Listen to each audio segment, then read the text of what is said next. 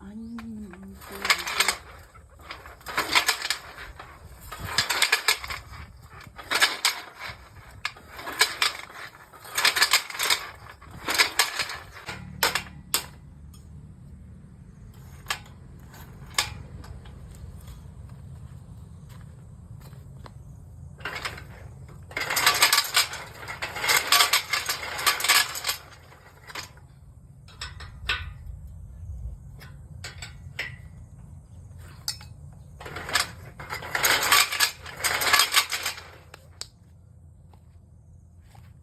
tiếp sao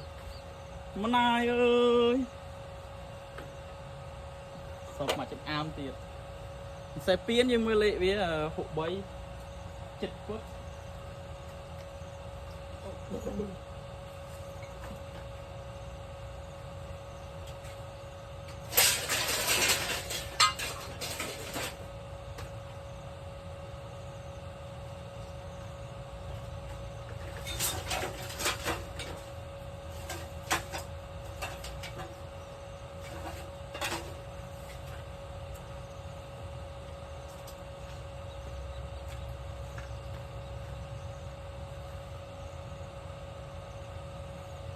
trời chật quất cầm đau tiệt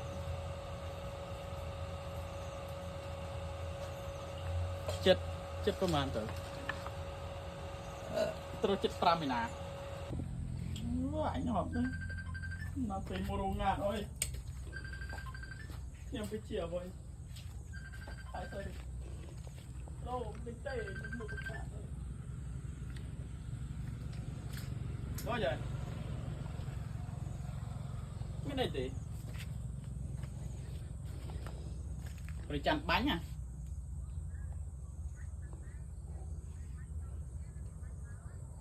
chào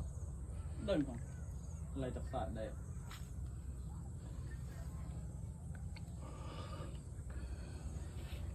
chào tên miếng lì tì anh úp ố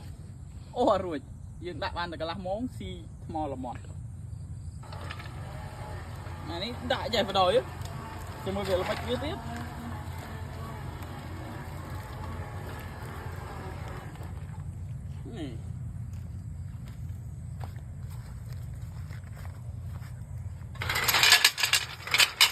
chẳng thư các băng rồi